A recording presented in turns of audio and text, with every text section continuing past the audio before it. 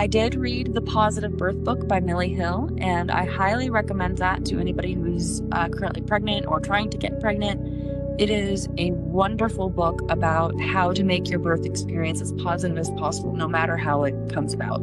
It is because of that book that I knew what breaking my water would do, and what the OB wanted to do was place a fetal electrode,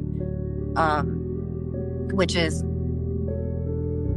a sensor that they have to screw into the baby's scalp. It's not like a gigantic ass screw or anything.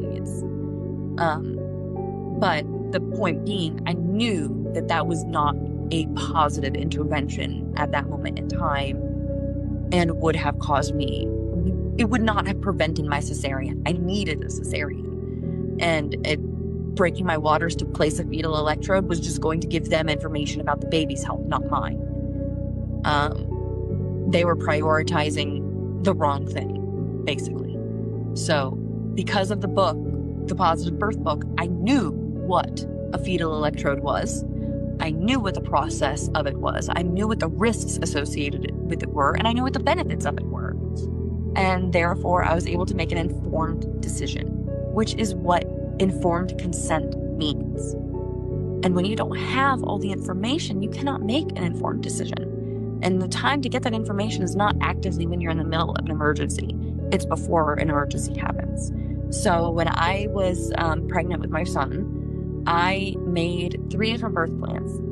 I made my ideal birth plan, which was at the time a birth center birth with midwives, a vaginal birth. I wanted no fetal monitoring. I wanted, a whole bunch of different stuff. And I could do a water birth and all this. So that was my ideal birth center birth. Perfect world. That's what I wanted to have happen. Then I had a transfer to a hospital, but still had a vaginal birth. Meaning, for whatever reason, I could not give birth at the birth center or with the midwives. And I had to be transferred to a hospital, whether in labor or, insurance reasons, whatever. If I had to go to the hospital, but I could still have a vaginal birth, that was my plan. And it was basically the same as the birth center, just changed a couple of details. So that would be specific to a hospital. And then I made an emergency cesarean one, which was basically under the assumption that I would go into labor and either go to the birth center first or go to the hospital, try for a vaginal, and then go for a cesarean. I did not really think of the situation that I ended up in, which was preterm labor. And in hindsight's 2020, if I knew then what I know now, I would have made a better emergency plan, probably 4 plans. However, I did make an emergency cesarean plan, and at least I was able to think about what I wanted to have happen in a cesarean.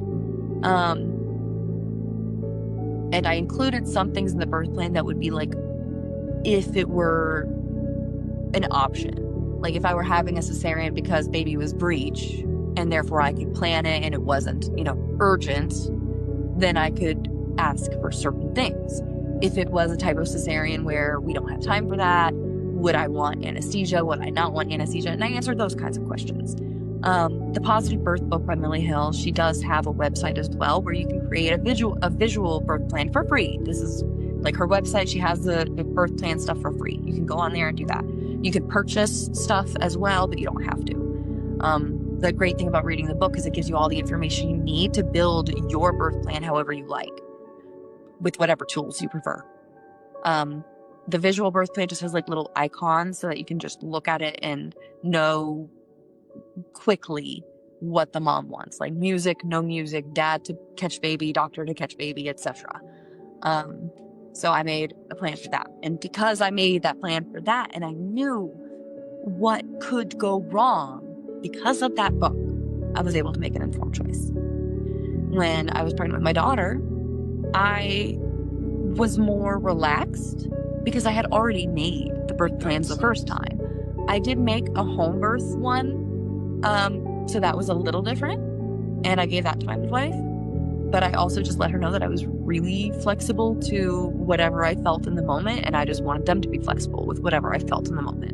And they were so open to that. And they're like, cool.